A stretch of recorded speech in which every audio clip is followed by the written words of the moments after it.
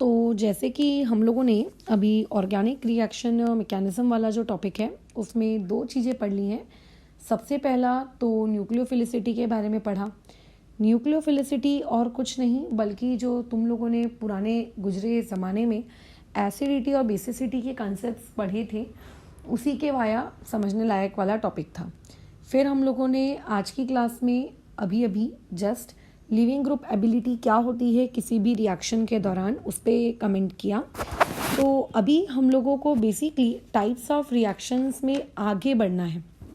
But types of reactions में आगे बढ़ने से पहले आपको सॉल्वेंट्स क्या होते हैं और किस तरीके से सॉल्वेंट्स को पहचाना जाता है इस बारे में पता होना बहुत ही ज़रूरी है, क्योंकि जब तुम आगे सब्स्टिट्यूशन रिएक्शंस या फिर किसी भी प्रकार की कोई रिएक्शन पढ़ोगे ना, तो उस रिएक्शन के दौरान होगा कैसा कि आप लोगों को बहुत सारे प्रकार के सॉल्वेंट्स दिए हुए होंगे और बहुत सारे प्रकार के जब सॉल्वेंट्स दिए होते हैं तो रिएक्शन एक्चुअली ना उन सॉल्वेंट्स के अकॉर्डिंग वेरी करती है। मतलब अगर आप पोलर प्रोटिक सॉल्वेंट ले रहे हो तो अलग आंसर आता है, अप्रोटिक ले रहे हो तो थोड़ा अलग आंसर आता है। जैसा कि तुमने न्यूक्लियोफिलिसिटी में भी देखा होगा कि उस दौरान भी मैंने तुम लोगों को बताया कि किस तरीके से पोलर प्रोटिक सॉल्वेंट होने की वजह से अलोंग द ग्रुप में न्यूक्लियोफिलिसिटी वेरी करती है।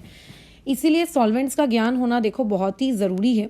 तो बेसिकली अगर कोई तुमसे पूछेगा कि सॉल्वेंट्स क्या हैं, तो अगर तुमने बचपन में सॉल्वेंट्स और सॉल्यूट की डेफिनेशन पढ़ी है 8, 9, 10 में कभी, तो तुम लोगों की किताबों में सॉल्वेंट्स को इस तरीके से लिखा गया होगा कि जो सॉल्यूशन के अंदर ज़्यादा क्वांटिटी में मौजूद होता है उसको सॉल्वेंट कहते हैं। बट इस तरीके से डिफाइन नहीं करना चाहिए सॉल्वेंट को कि जो ज़्यादा क्वांटिटी में मौजूद है उसको सॉल्वेंट कहेंगे और जो कम क्वांटिटी में मौजूद है उसको हम लोग सॉल्यूट कहेंगे। ये बहुत ही गलत तरीका है आप किसी भी चीज़ को कैटेगराइज करते हो उसके लिए, तो ये सही अप्रोच नहीं है। ठीक है, सॉल्वेंट्स को अगर तुम्हें डिफाइन करने को कहा जाए तो इस तरीके से तुम्हें सॉल्वेंट को बिल्कुल भी डिफाइन नहीं करना है। फिलहाल अभी हम अपनी ऑर्गेनिक केमिस्ट्री की नज़र से देखते हैं कि आखिर सॉल्वेंट हम कहते किसको हैं। तो देखो, रिएक्शंस होती हैं, रिएक्शंस में रिएजेंट्स होते हैं और सबस्ट्रेट होते हैं और उन दोनों के बीच में रिएक्शंस होगी और आप लोगों को प्रोडक्ट क्या होता है मिलता है, राइट। इसी को आप कहते हो कि हाँ मेरी रिएक्शन हो रही है। तो बेसिकली आप लोगों की जो रिएक्शन है उसको एक जैसे दो लोगों के बीच में लेट से पुराने ज़माने में जंग होती है, तो जंग जब दो लोगों के बीच में होती है तो जंग होने के लिए आपको एक पर्टिकुलर बहुत बड़ा सा आपको एक ग्राउंड चाहिए रहता है जहाँ पे बहुत सारे सैनिक अपने अपने आते हैं और वहाँ पे झगड़ा करते हैं। तो वो जो दो लोग थे, एक आपका पार्टी 1, एक थी दूसरी पार्टी 2, वैसे ही हमारे पास भी यहाँ दो लोग हैं, एक है सबस्ट्रेट दूसरा है रिएजेंट। लेकिन जो आप लोगों के पास जगह है जहाँ पे ये फाइट हो रही है दैट इज़ अ ग्राउंड, उस पर्टिकुलर ग्राउंड में वो जगह हो रही है, लड़ाई हो रही है। तो सिमिलरली सबस्ट्रेट और आप लोगों का जो रिएजेंट होता है, इन दोनों को अगर ऑर्गेनिक केमिस्ट्री में रिएक्शन करनी है तो जो मीडियम, ठीक है, the medium in which this reaction occur, जिस जगह पर ये रिएक्शन होगी, द मीडियम इन विच आप लोगों का सबस्ट्रेट एंड आप लोगों का क्या होता है बोलो, reagent, substrate and reagent react with each other, उस पर्टिकुलर मीडियम को, ठीक है, हम लोग क्या कहते हैं, आप लोगों का सॉल्वेंट कहते हैं। ठीक है, react with each other is known as आप लोगों का solvent, that is known as solvent. ठीक है, इसको हम लोगों ने क्या कह दिया, सॉल्वेंट कह दिया। तो बचपन में जो पढ़ी हुई कहानी होती है कि जो कम मात्रा में होता है उसको आप सॉल्यूट कहो, जो ज़्यादा मात्रा में होता है उसको सॉल्वेंट कहो, इसको भूल जाओ। ठीक है, किसी भी सिस्टम में और किसी भी रिएक्शन में अगर आपको रिएक्शन करवानी है तो आप लोगों को क्या करना पड़ेगा, एक मीडियम प्रोवाइड करना पड़ेगा आप लोगों का, that is known as what, आप लोगों का सॉल्वेंट। ठीक है, तो देखो सॉल्वेंट किसी भी रिएक्शन पे बहुत असर डालता है। अगर सॉल्वेंट नहीं हो तो सॉल्वेंट की वजह से कई बार रिएक्शंस की स्पीड कम हो जाती है। ठीक है, कई बार रिएक्शन की स्पीड ज़्यादा भी हो जाती है। अगर आप एक सॉल्वेंट से दूसरे सॉल्वेंट को चेंज कर लो तो रिएक्शंस के रेट्स में बहुत बड़ा मतलब बेसिकली आ जाता है एक ड्रास्टिक चेंज। तो आप कौन सा सॉल्वेंट चूज कर रहे हो ठीक है, आप किस सॉल्वेंट को सिलेक्ट कर रहे हो, आपका सॉल्वेंट क्या है, ये बहुत इंपॉर्टेंट रोल प्ले करता है ऑर्गेनिक केमिस्ट्री की रिएक्शंस में, क्योंकि सॉल्वेंट क्या चूज किया गया है इससे रिएक्शंस फास्ट भी हो सकती हैं, और अगर गलत सॉल्वेंट तुम लोगों ने चूज कर लिया, ठीक है, तो बेसिकली आप लोगों की रिएक्शंस बहुत ही क्या हो जाएगी बताओ, धीरे धीरे धीरे धीरे कम भी होती जाएगी। तो हम लोग फिलहाल अभी सॉल्वेंट्स के ऊपर रिसर्च नहीं कर रहे हैं, हम लोग सिर्फ सॉल्वेंट का क्लासिफिकेशन पढ़ेंगे। तो देखो, सॉल्वेंट्स को ब्रॉडली दो पार्ट्स में क्लासिफाई किया जाता है। सॉल्वेंट्स को दो पार्ट्स में जो ब्रॉडली क्लासिफाई करने का तरीका होता है वो ये कि ऐसे सॉल्वेंट्स जिनके मॉलिक्यूल्स का जो नेट डायपोल मोमेंट है वो कितना आ रहा है, 0। अब डायपोल मोमेंट कैसे निकालते हैं ये तुम लोगों ने ऑलरेडी इससे पहले केमिकल बॉन्डिंग में सीखा हुआ है, तो आई डोंट थिंक कि वहाँ अभी कोई तकलीफ होगी। और कुछ ऐसे भी सॉल्वेंट्स होते हैं जिसमें ये आप लोगों का नेट डायपोल मोमेंट 0 नहीं आता। जब हम लोग केमिकल बॉन्डिंग पढ़ रहे थे तो उस दौरान हम लोगों ने ये सब चीज़ों के साथ हमारा सामना हुआ है कि यदि अगर कोई मॉलिक्यूल सिमेट्रिकल है, ठीक है, स्पेशली sp2 हाइब्रिडाइजेशन वाले, और अगर तीनों एटम्स वहाँ पर कैसे हैं, सेम है, तो यूजुअली अगर कोई मॉलिक्यूल सिमेट्रिकल होता है तो उसकी वजह से वहाँ पे जो नेट डायपोल मोमेंट क्रिएट होता है दैट इज 0। तो तुम एक बात याद रखना, थोड़ा सा डायपोल मोमेंट वाले टॉपिक को जरा रिवाइज कर लेना, अच्छा होगा। तो अगर किसी सॉल्वेंट के मॉलिक्यूल्स का जो नेट डायपोल मोमेंट है अगर वो 0 हो जाता है, कंप्लीटली 0, तो ऐसे सॉल्वेंट्स को हम लोग कहते हैं नॉन पोलर सॉल्वेंट्स, बराबर। ऐसे सॉल्वेंट्स को क्या कहा जाता है, नॉन पोलर सॉल्वेंट्स। अब नॉन पोलर सॉल्वेंट्स में तुम्हारे आजू बाजू बहुत सारे एग्जांपल्स हैं नॉन पोलर सॉल्वेंट्स के, जैसे कि बेंजीन, ये आप लोगों के एक नॉन पोलर सॉल्वेंट में आता है, बहुत ही इंपॉर्टेंट है, ठीक है। बेंजीन ऐसी बहुत सारी जगह है जहाँ पे तुमको दिखेगा एज अ सॉल्वेंट के तौर पर। एन हेक्सेन, ठीक है, हेक्सेन, एन का मतलब ऑलरेडी मैं IUPAC नॉमेनक्लेचर में बता चुकी हूँ, एक स्ट्रेट कार्बन की चेन जिसमें कोई भी ब्रांचिंग नहीं होती, ठीक है। N hexane, n heptane, etcetera etcetera जैसी चीज़ें, दिस आर नोन एज आप लोगों का व्हाट, सॉल्वेंट्स। ये सारे आपके कौन से सॉल्वेंट कहलाते हैं, नॉन पोलर सॉल्वेंट्स कहलाते हैं। ऐसा नहीं कि सिर्फ यही, और भी बहुत सारे एग्जाम्पल्स हो सकते हैं, मैं एक एक करके और लिखवा देती हूँ, बट ध्यान रखेंगे कि जिस पर्टिकुलर मॉलिक्यूल का नेट डायपोल मोमेंट 0 हो जाता है, वो नेट डायपोल मोमेंट 0 होने की वजह से उस पर्टिकुलर मॉलिक्यूल के अंदर अगर आप उसका क्या क्रिएट करो, सॉल्वेंट बना के यूज़ करो, तो वो एक सॉल्वेंट क्या कहलाएगा, आप लोगों का नॉन पोलर सॉल्वेंट कहलाएगा।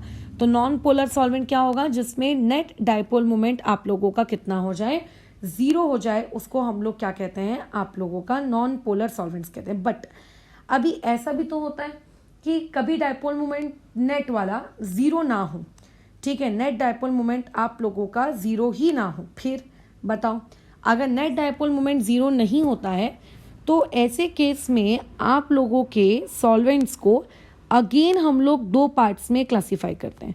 अगेन इनका जो क्लासिफिकेशन का एक्सपेक्ट हो जाता है वो दो तरीके से इन्हें क्लासिफाई किया जाता है। सबसे पहला एस्पेक्ट जो रहता है इनके क्लासिफिकेशन का वो ये कि आप स्ट्रक्चर को ऑब्जर्व करिए।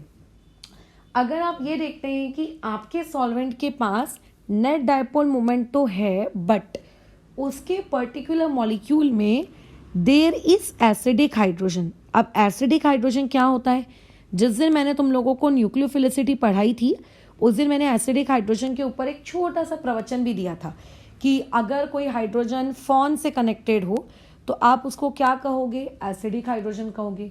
अगर कोई ट्रिपल बॉन्ड वाले सिस्टम से कनेक्टेड हो तो उसे क्या कहोगे, एसिडिक हाइड्रोजन कहोगे, ठीक है। अगर कोई मोर देन 2 क्लोरीन से कनेक्टेड हो तो उसे एसिडिक हाइड्रोजन कहोगे। सो बेसिकली अगर किसी सॉल्वेंट के अंदर में एसिडिक हाइड्रोजन मौजूद है तो वो पर्टिकुलर सॉल्वेंट आप लोगों का कहलाता है क्या, पोलर प्रोटिक सॉल्वेंट। सबसे पहले तो अगर किसी का नेट डायपोल मोमेंट 0 नहीं है तो उस सॉल्वेंट को हम लोग कहते हैं पोलर सॉल्वेंट। क्या कहलाता है वो, पोलर सॉल्वेंट्स। और दूसरी सबसे ज़रूरी बात यह है कि अगर उसके पास एसिडिक हाइड्रोजन भी है तो फिर ऐसे केस में उसका नाम बन जाता है आप लोगों का पोलर प्रोटिक सॉल्वेंट। तो होप सो कि तुम्हें पोलर प्रोटिक सॉल्वेंट्स क्या होते हैं ये बात समझ में आई है। ठीक है, आपको कुछ नहीं देखना है, आपको ये देखना है कि उनके पास एसिडिक हाइड्रोजन है कि उनके पास एसिडिक हाइड्रोजन नहीं है, दैट्स ऑल। अच्छा, अब ऐसी भी सिचुएशन हो सकती है कि उस पर्टिकुलर मॉलिक्यूल के पास कोई भी एसिडिक हाइड्रोजन ही नहीं है, ठीक है, there is no acidic hydrogen. अगर उसके पास कोई भी एसिडिक हाइड्रोजन नहीं होता है तो इन दैट केस वो पर्टिकुलर मॉलिक्यूल आप लोगों का कहलाता है पोलर। तो देखो वो रहेगा क्योंकि नेट डायपोल मोमेंट तो उसके पास है, बट उसका नाम हो जाएगा aprotic solvent. So this is polar and this is another one is aprotic solvent. Polar protic, polar aprotic, बस इतना तुमको जानकारी रखनी थी। और इनके कुछ एग्जाम्पल्स तुमको पता होने चाहिए, ठीक है, जिनके वाया तुम काम कर सको। जैसे अच्छा, मैं नॉन पोलर में एक और एग्जाम्पल लिखना भूल गई, carbon tetrachloride CCl4। This is also considered as what आप लोगों का नॉन पोलर, क्योंकि CCl4 में जो नेट डायपोल मोमेंट है वो कैसा हो जाता है बताओ आप लोगों का, 0 हो जाता है। अब अगर कोई मुझसे पूछेगा कि पोलर प्रोटिक वाले कौन से हैं, तो देखो पानी के पास क्या नेट डायपोल मोमेंट होता है? बिल्कुल होता है। अमोनिया, क्या इसके पास नेट डायपोल मोमेंट होता है? इसके पास भी होता है। इनके पास नेट डायपोल मोमेंट होने के अलावा इन लोगों के पास देखो एसिडिक हाइड्रोजन है। वाटर के केस में आपका H किससे कनेक्टेड है? O से। और अमोनिया के केस में H किससे कनेक्टेड है? नाइट्रोजन से। So these are considered as what आप लोगों के पोलर प्रोटिक सॉल्वेंट। ये आप लोगों के क्या कहलाते हैं? Polar protic solvent. अगर मैं अमाइंस की बात करूं, अमाइंस जानते हो ना क्या होता है? अमाइंस मतलब जब कार्बन से NH2 ग्रुप अटैच्ड हो, तो ये लोग भी किस कैटेगरी में आते हैं? Polar protic. क्यों? क्योंकि देखो नाइट्रोजन और हाइड्रोजन दिख रहे हैं। अगर मैं पूछूं तुम लोगों से फिनॉल्स के बारे में, जैसे कि ये फिनॉल हो गया benzene ring with OH is known as phenol, क्या ये पोलर प्रोटिक सॉल्वेंट है? तो बिल्कुल ये भी पोलर प्रोटिक सॉल्वेंट है। अगर कोई तुमसे एसिड्स के बारे में पूछे, कार्बोक्सिलिक एसिड्स के बारे में, तो कार्बोक्सिलिक एसिड्स का तो जन्म ही एसिडिक हाइड्रोजन के साथ हुआ है, ठीक है, C+O OH, याद आया? अच्छा, alcohols, these are termed as polar protic solvent. तो ये कुछ एग्जाम्पल्स हो गए किस चीज के? आपके पोलर प्रोटिक सॉल्वेंट्स के, ठीक है। तो मतलब मेरे हिसाब से तो अब तुम्हें ये शायद चीज क्लियर होंगी कि अगर आपको एक सॉल्वेंट दिया जाए तो आप उसको पोलर प्रोटिक कब कहोगे और पोलर एप्रोटिक कब कहोगे। अब देखो एप्रोटिक में सिचुएशन कैसी रहती है। मान लेते हैं तुमको दिया हुआ है कोई एसीटोन। एसीटोन का मतलब क्या होता है? IUPAC नॉमेनक्लेचर में पढ़े थे, CH3 C+O CH3। अब मुझे बताओ, क्या मैं इसको एसिडिक हाइड्रोजन कहूंगी? इन दोनों को क्या मैं एसिडिक हाइड्रोजन कहूंगी? नहीं, no, they are not acidic hydrogen, ठीक है। क्यों ये लोग एसिडिक हाइड्रोजन नहीं है? क्योंकि एसिडिक हाइड्रोजन को हम लोगों ने डिफाइन कैसे किया है? एक ऐसा हाइड्रोजन एटम जो कि इलेक्ट्रोनेगेटिव एटम से जुड़ा हो, फॉन या फिर ट्रिपल बॉन्ड से जुड़ा हो, तो आप उसको कहोगे यार कि वो एसिडिक हाइड्रोजन है। तो इनके पास हाइड्रोजन है, नो डाउट, बट इनके पास क्या वो एसिडिक हाइड्रोजन है क्या? नहीं। तो therefore they are termed as aprotic. कई लोग इसको ऐसे याद कर लेते हैं कि हाइड्रोजन अगर हुआ तो प्रोटिक, नहीं हुआ तो अप्रोटिक। अरे यार, हाइड्रोजन तो ऑलमोस्ट आधे से ज्यादा ऑर्गेनिक कंपाउंड्स में है, बल्कि मेजॉरिटी ऑफ ऑर्गेनिक कंपाउंड्स में आप लोगों के हाइड्रोजन पाए जाते हैं। बट तुम ऐसे कैसे कह सकते हो कि ये प्रोटिक है और ये एप्रोटिक है? हाइड्रोजन के हिसाब से नहीं, एसिडिक हाइड्रोजन के हिसाब से हम उनको क्या करते हैं? फर्दर क्लासिफाई करते हैं। पोलर एप्रोटिक सॉल्वेंट्स के कुछ बहुत ही वर्ल्ड फेमस एग्जाम्पल्स हैं। हम लोगों को वो वर्ल्ड फेमस एग्जाम्पल्स याद होने चाहिए, बिकॉज जब हम लोग ऑर्गेनिक रिएक्शंस पढ़ेंगे तो ऑर्गेनिक रिएक्शंस में वो सॉल्वेंट्स तुम्हारे आंखों के सामने चलते फिरते बस ऐसे ही आ जाएंगे एकदम, ठीक है। मतलब इनडायरेक्टली होता कैसा है, एक एरो होती है, एरो के ऊपर शॉर्ट फॉर्म लिखा होता है उन पर्टिकुलर सॉल्वेंट्स का, और आप लोगों को वो शॉर्ट फॉर्म के वाया ये पता, मतलब स्ट्रक्चर यूजुअली ड्रॉ नहीं होता है, शॉर्ट फॉर्म लिखा होता है, तो आपको शॉर्ट फॉर्म के वाया ये चीज पता होनी चाहिए कि वो सॉल्वेंट आपका प्रोटिक में आएगा कि एप्रोटिक में आएगा। जैसे कि याद रखना, जितने भी एसीटोन्स हैं वो सारे के सारे एसीटोन्स या फिर अल्डिहाइड, ये लोग तो आप लोगों के एप्रोटिक सॉल्वेंट्स में ही होंगे, ठीक है। क्यों ये लोग एप्रोटिक सॉल्वेंट में हैं तुम समझ लो, अगर स्ट्रक्चर दिया है तो तुम तो वैसे भी आइडेंटिफाई कर लोगे, बट देयर आर फ्यू आपके पोलर एप्रोटिक सॉल्वेंट्स जिनके शॉर्ट फॉर्म्स बहुत ही फेमस हैं। जैसे कि एक होता है आप लोगों का DMSO, मैं लिखवा के दूंगी एक एक को, ठीक है। एक होता है DMS, और उसके बाद एक होता है THF, टेट्रा हाइड्रोफ्यूरैन। ये ऐसे कुछ ऐसे फेमस तुम लोगों के पास क्या होते हैं? प्यारे प्यारे सॉल्वेंट्स होते हैं। अब ये जो सॉल्वेंट्स होते हैं आप लोगों के पास, इनके स्ट्रक्चर हमको रिएक्शन के ऊपर एरो के फॉर्मेट में बने हुए नहीं दिए होते हैं, बट स्टिल हमको इनके स्ट्रक्चर पता होने चाहिए और इनके स्ट्रक्चर के हिसाब से हम लोगों को आना चाहिए कि इसको ये कहते हैं, इसको वो कहते हैं, वगैरह वगैरह। ठीक है, जैसे कि अगर मान लेते हैं, अगर मैं डीएमएसओ की बात करूं तो इस पर्टिकुलर प्राणी को डीएमएसओ कहते हैं। सल्फर रहता है यहाँ पे, डबल बॉन्ड ऑक्सीजन, इस तरफ CH3, इस तरफ CH3। अब बताओ क्या यहाँ पे तुम्हें कोई एसिडिक हाइड्रोजन दिख रहा है? नहीं दिख रहा है। सो this is polar aprotic, but कहीं भी ये स्ट्रक्चर बना के नहीं आएगा, डीएमएसओ लिख के आ जाएगा, डाई मिथाइल सल्फोक्साइड। ठीक है, डीएमएस डाई मिथाइल सल्फाइड, तो डाई मिथाइल मतलब CH3, CH3 और सल्फाइड मतलब ये S के थ्रू कनेक्टेड है। ठीक है, तो ये इस तरीके से शॉर्ट फॉर्म में आपको नाम लिखे रहते हैं, फुल फॉर्म में कभी आपको लिख कर नहीं दिया जाता है। तो देयरफॉर आपको ये पता होना चाहिए कि एक पर्टिकुलर चीज़ आपकी कैसी दिख रही है, क्या दिख रही है, और उसके अकॉर्डिंग ताकि तुम ये जज करके बता सको कि वो चीज़ क्या है। जैसे THF है, इसको हम लोग देखो THF कहते हैं। इससे पहले भी तुम लोगों ने आई डोंट थिंक ये देखा होगा, ये देखो इसको THF कहते हैं, याद रखना ये आप लोगों का THF है। ऐसे और भी सॉल्वेंट्स आएंगे अभी तुम्हारी लाइफ में, मैं सिर्फ गिने चुने कुछ के ही नाम बता रही हूँ, बट अभी और ऐसे सॉल्वेंट्स आएंगे तुम्हारी जिंदगी में, और तुम्हें एक एक करके उन सारे सॉल्वेंट्स को क्या रखना है, याद रखना है। जैसे कि एक और में आ जाते हैं हम लोग, ये भी काफ़ी फेमस सॉल्वेंट है आपका। जैसे एक का नाम होता है DMA। अब DM यानी कि डाइमिथाइल, इतना तो हमें समझ में आ ही गया है। अच्छा, अब A का मतलब यहाँ पे क्या होता है? एसिटामाइड। तो देखो एसिटामाइड मतलब CH3 C double bond O, अब उसके बाद होना चाहिए NH2, तभी तो उसे अमाइड कहेंगे, बट डाइमिथाइल है, इसका मतलब नाइट्रोजन के पास जो 2 हाइड्रोजन से वो इस तरीके से हो गए। So this is known as DMA। So what is the full form of DMA? It is dimethyl acetamide, ये हो गया। ठीक है, अच्छा THF का फुल फॉर्म क्या हो गया? टेट्रा हाइड्राफ्यूरैन, ये हो गया। आप लोगों के पास DMS का हो गया डाई मिथाइल सल्फाइड, ये आ गया आपके पास एक, और ऊपर DMSO का क्या हो गया? Dimethyl sulphoxide, SULPHOXIDE, dimethyl sulphoxide. So these are some of the polar aprotic solvent. अब देखो इस पोलर एप्रोटिक सॉल्वेंट में हमारे सामने एक बहुत ही बड़ा धोखा होने वाला है, उसको हम देखते हैं। ये याद रखेंगे, क्राउन ईथर्स, थोड़ा सा अलग से इस टॉपिक को हम समझते हैं। क्राउन ईथर्स, जब तुम लोग, वैसे तो तुम्हें पता है कि ईथर्स क्या होते हैं। ईथर्स का मतलब होता है ROR, मतलब लेफ्ट में कार्बन की चेन, राइट में कार्बन की चेन और बीच में ऑक्सीजन। IUPAC नॉमेनक्लेचर में ऑलरेडी हमने ये चीज पढ़ी है ना। क्राउन ईथर्स क्या होते हैं? अगर यही सारे ईथर्स साइक्लिक रिंग बनाने लगे, मतलब 2-3 ईथर्स मिलके एक रिंग वाला फॉर्म का स्ट्रक्चर बनाने लगे, तो बेसिकली हम लोग उसको क्राउन ईथर्स की उपलब्धि दे देते हैं। अब जो क्राउन ईथर्स होते हैं, जैसे मैं एक आधी एग्जांपल देती हूँ तुम्हें क्राउन ईथर्स का। फॉर एग्जांपल यहाँ पे यह है ऑक्सीजन, यहाँ पर ये, यहाँ पे अब देखो, देखने से लग रहा है कि नहीं लग रहा है कि ये एक ईथर है? बिल्कुल, ऑक्सीजन के आजू बाजू कार्बन की चेन जा रही है, बट ये कार्बन की चेन आगे जाके इस ऑक्सीजन से भी कनेक्ट हो गई, यानी कि क्या है, दोनों तरफ से देखो तो ईथर ही है। अच्छा, अब यहाँ पे एक पर्सन जब इस पर्टिकुलर स्ट्रक्चर को देखेगा तो उसको देख कर लग सकता है कि ये आप लोगों का नॉन पोलर सॉल्वेंट है। एक इंसान से यहाँ मिस्टेक हो सकती है, ये एक्चुअली मिस्टेक पॉइंट है। यहाँ पर एक इंसान को देखकर ये लग सकता है, मिस्टेक हो सकती है कि ये नॉन पोलर है।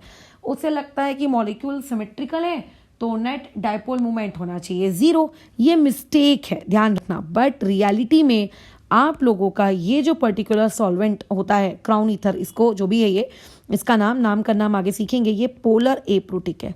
क्यों? इसमें तो ये सिमेट्री दिख रही है, तो आखिर इसका रीज़न क्या है, ये पोलर एप्रोटिक सॉल्वेंट क्यों हुआ?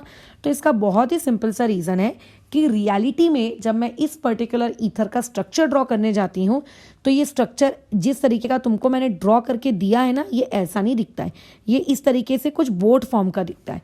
और ये बोट फॉर्म में जो नेट डायपोल मूवमेंट होता है, ये नेट डायपोल मूवमेंट आपका 0 नहीं आता, बल्कि जो नेट डायपोल मूवमेंट होता है उसकी जो डायरेक्शन होती है वो समवर्ड आप लोगों की कहाँ होती है, यहाँ ऊपर की तरफ होती है। अब मुझे बताओ, क्या ये डायपोल मोमेंट एक दूसरे को कैंसिल कर पा रहे हैं क्या? नहीं कर पा रहे। तो therefore it is known as polar aprotic. But अगर इस पर्टिकुलर स्ट्रक्चर को एक लड़का या लड़की देखता है तो उसको ये लगता है कि अरे तो सिमेट्रिकल है, या तो डायपोल मोमेंट 0 होगा, तो चलो इसको क्या कर देते हैं हम लोग, पोलर एप्रोटिक ना बोलते हुए नॉन पोलर बोल देते हैं। बट ये गलत है, ठीक है। वैसे ही एक और क्राउन ईथर का एग्जांपल ले लो। ऐसे आप बहुत सारे क्राउन ईथर्स के एग्जांपल ले सकते हो, मैं उतने एग्जांपल नहीं लूंगी, बट ध्यान रखना ऑलमोस्ट आपके सारे के सारे क्राउन ईथर्स, ठीक है, दिखने में कुछ और होते हैं और उनकी जो रियलिटी होती है वो कुछ और होती है। तो देखने में आपको ऐसा लग सकता है कि वो नॉन पोलर है, बट रियलिटी में वो लोग क्या होते हैं, आप लोगों के पोलर एप्रोटिक सॉल्वेंट होते हैं। तो ये भी आप लोगों का क्या है, पोलर एप्रोटिक सॉल्वेंट है, ठीक है। तो ये भी क्या है, क्राउन ईथर है। क्यों? क्योंकि आप किसी भी नज़र से देखो आप लोगों को एक क्लोज रिंग देखने को मिल रही है। So these are the few examples of what, polar aprotic solvent and polar protic solvent and some of the non polar solvent. तो अभी तुम्हें ये क्लियर होना चाहिए कि किस तरीके से आप सॉल्वेंट्स को क्लासीफाई करोगे। पोलर एप्रोटिक और पोलर प्रोटिक, इनके बीच में क्लासिफिकेशन का उद्देश्य ये नहीं होता है कि किसके पास हाइड्रोजन है और किसके पास हाइड्रोजन नहीं है, ठीक है, बराबर। उनका उद्देश्य ये होता है क्या, कि उनके में से किसके पास एसिडिक हाइड्रोजन है। एसिडिक समझते हो ना क्या होता है, राइट। बस अब थोड़ा सा हम लोग सॉल्वेंट की कहानी को सुन लेते हैं और उसके बाद फिर इस मतलब टॉपिक को हम लोग ओवर करेंगे। देखो सॉल्वेंट की कहानी क्या है। यूजुअली जो आप लोगों के सॉल्वेंट्स होते हैं उनका हम लोग यूज़ क्यों करते हैं, यूजुअली सॉल्वेंट्स डू सॉल्वेशन। अब ये सॉल्वेशन नामक बला क्या है, आप लोगों ने केमिकल बॉन्डिंग नामक चैप्टर पढ़ा है, तो वहाँ तो सॉल्वेशन हाइड्रेशन पढ़ा ही होगा। इवन अभी जब मैंने न्यूक्लियोफिलिसिटी पढ़ाया था तो उस वक्त भी थोड़ा शॉर्ट में रिवाइज करवा दिया था, तो तुम्हें थोड़ा बहुत अंदाजा तो वहीं से पड़ गया होगा। बट अगर कोई तुमसे पूछेगा कि सॉल्वेंट्स क्या करते हैं, तो हम बोलेंगे सॉल्वेशन करते हैं। सॉल्वेशन का मतलब क्या होता है कि इमेजिन करो आप लोगों के पास, एग्जाम्पल के तौर पर मैं ले रही हूँ, ठीक है, NaCl को मैंने पानी में डाला। ये बहुत ही फेमस एग्जाम्पल है सॉल्वेशन के लिए। तो NaCl जैसे ही पानी में जाता है वो कैटायन और अनायन में टूट जाता है, यानी कि Na पॉजिटिव क्रिएट होगा और Cl नेगेटिव क्रिएट होगा। अब इस Na पॉजिटिव आयन को उसके आजू बाजू बहुत सारे वाटर मॉलिक्यूल्स उसको सराउंड कर लेते हैं। बट सारे के सारे वाटर मॉलिक्यूल सराउंड, मतलब वाटर मॉलिक्यूल सराउंड देखो किस फैशन में करते हैं। वाटर मॉलिक्यूल्स के सराउंड करने का तरीका देखो, उनका जो ऑक्सीजन वाला एंड होता है ना, वो ऑक्सीजन वाला एंड आपके सोडियम वाले एंड को क्या करता है, फेस करता है। अब ऐसा क्यों होता है कि ऑक्सीजन वाला ही एंड क्यों सोडियम वाले एंड को फेस करके रखा हुआ है, कोई दूसरा एंड क्यों नहीं है वहां पर? ऐसा इसीलिए होता है क्योंकि ऑक्सीजन पे हम जानते हैं वाटर मॉलिक्यूल में पार्शियल नेगेटिव चार्ज होता है, और पार्शियल नेगेटिव और पार्शियल पॉजिटिव के बीच में देखो क्या होगा, एक फोर्स ऑफ अट्रैक्शन होगा, राइट, जिसे हम कहते हैं कि फोर्स ऑफ अट्रैक्शन की वजह से बहुत सारी एनर्जी रिलीज होती है, which is known as solvation energy etcetera etcetera. But ये होता है। लेकिन अगर मैं एक निगेटिव चार्ज स्पीशीज लेती हूँ लाइक Cl नेगेटिव आयन, तो Cl नेगेटिव में ये जो चीज़ है आपकी इस फैशन में नहीं उसको सराउंड करती है, वो उसको इस फैशन में सराउंड करती है। देखो ऐसे, ये उसको ऐसे सराउंड करती है, H यहाँ O यहाँ H यहाँ H यहाँ O यहाँ H, ये ऐसे सराउंड करके रखती है, समझ रहे हो? ये ऐसे क्यों ऐसे? क्योंकि पानी के अंदर जो H होता है उसमें पार्शियल पॉजिटिव होता है, तो अपोजिट अट्रैक्ट्स वाला नियम आपको लगाना है, ठीक है। ये इस तरीके से, मैं सारा ड्रॉ नहीं कर रही हूँ, ये इस तरीके से होता है। तो इसको हम लोग कहते हैं सॉल्वेशन।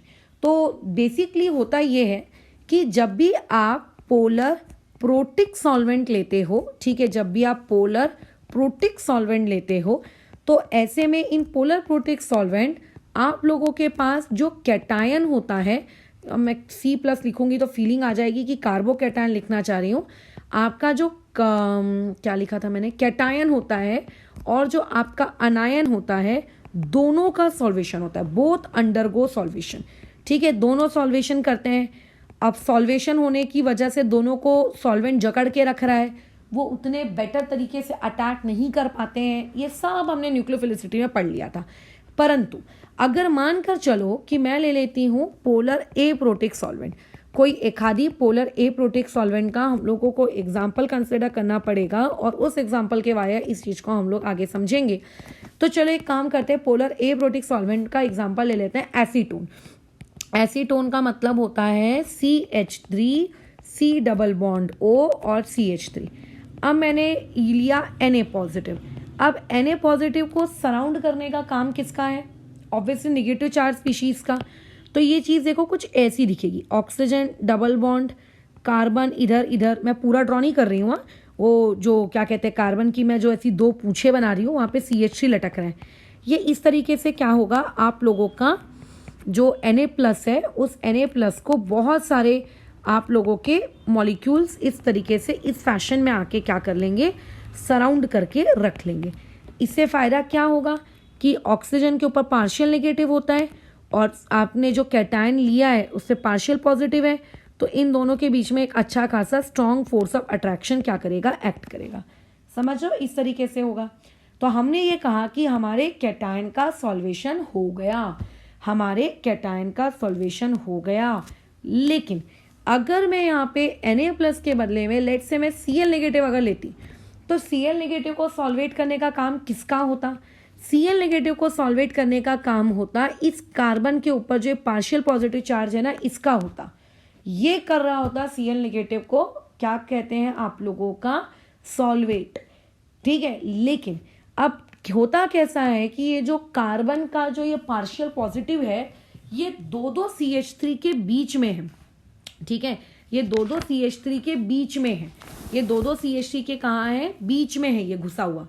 तो ऐसे में जो आपके एप्रोटिक सॉल्वेंट्स होते हैं, इन एप्रोटिक सॉल्वेंट्स में होता क्या है, जो ये निगेटिव एंड होता है उन लोगों का, ये निगेटिव एंड तो एक्सपोज्ड होता है। एक्सपोज मतलब खुला हुआ रहता है, वो कहीं से हिंडर्ड नहीं होता है, एकदम फ्री रहता है। लेकिन जो ये पॉजिटिव एंड रहता है आप लोगों के, क्या रहता है, ये बरीड रहता है या हिडन रहता है।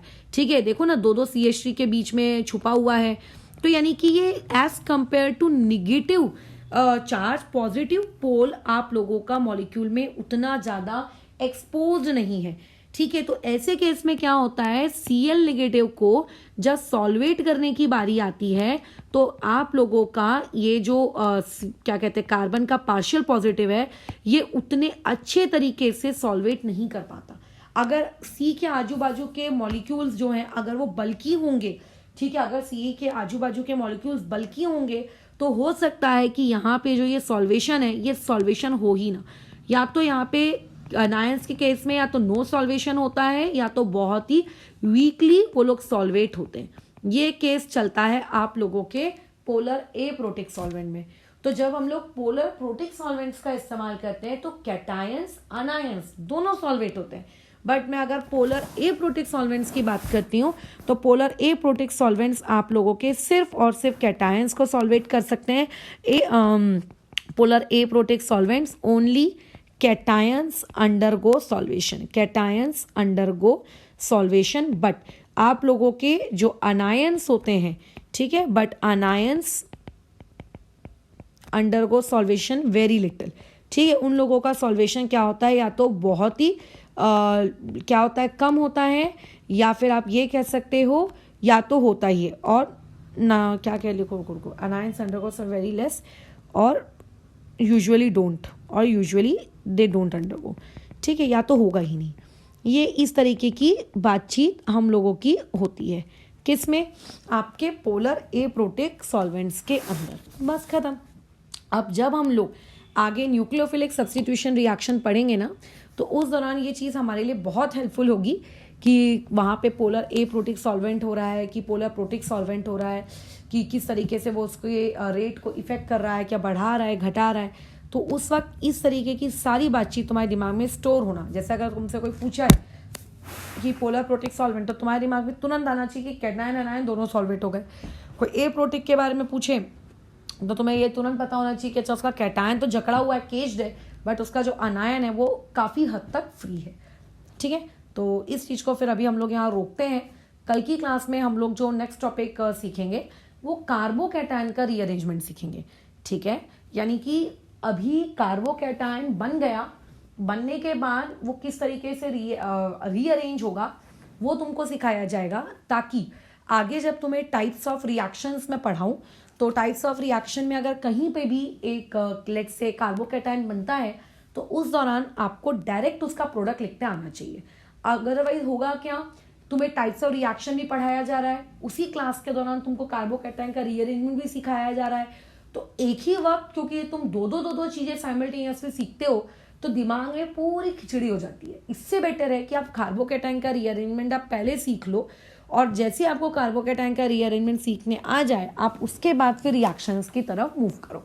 तो जो पहले हम लोग कार्बोकैटायन का रीअरेंजमेंट सीखेंगे, रिंग एक्सपेंशन, रिंग कॉन्ट्रैक्शन, सब जितना कार्बोकैटायंस के अंतर्गत आता है, सब मतलब सब, और उसके लिए काफ़ी प्रैक्टिस की रिक्वायरमेंट होती है, ठीक है। और उसके बाद जब हमारा ये सेशन हो जाएगा, इसको 2 दिन तो लगेंगे एटलीस्ट कार्बोकैटायन रीअरेंजमेंट को सीखने के लिए, उसके बाद फिर हम लोग हमारे नेक्स्ट टॉपिक में मूव करेंगे, that is the type of reaction, और वहां से तुम्हारी रियलिटी में मैकेनिज्म स्टार्ट होगी।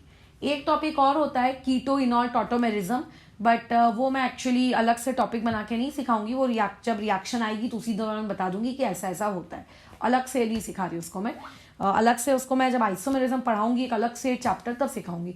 यूजुअली क्या होता है कि आइसोमेरिज्म चैप्टर या आईयूपीएसी चैप्टर पे उतना ज़्यादा आपका वेटेज नहीं रहता है। जब आप कैसा रहता है, कोई चैप्टर पढ़ते हो तो उसी दौरान आइसोमेरिज्म को घुसा के क्वेश्चन भले ही फ्रेम कर लिया जाता है, बट अलग से उसके क्वेश्चंस का उतना ज़्यादा महत्व नहीं मैंने ऑब्जर्व किया है। लेकिन आईयूपीएसी पढ़ाना इसीलिए ज़रूरी है क्योंकि उसके बिना फिर आप लोगों को नॉमेनक्लेचर नहीं आता है, तो इसलिए मैंने आइसोमेरिज्म को रोक दिया है कि अपन उसको देखेंगे बाद में कर लेंगे कंप्लीट, बट पहले ऑर्गेनिक केमिस्ट्री को कंप्लीट किया जाए, ठीक है। ये ऐसा मेरा पर्सनल मानना है। आइसोमेरिज्म नहीं होने पे अरे सवाल नहीं बनते, ऐसा कुछ नहीं होता, बराबर बनते, बस बेसिक आइसोमेरिज्म की जानकारी, नॉलेज या बुद्धि अपने अंदर होनी चाहिए, ठीक है। तो अभी कल का टॉपिक रहेगा कार्बोकैटायन रीअरेंजमेंट, उसके लिए दिमाग खुला होना बहुत आवश्यक है।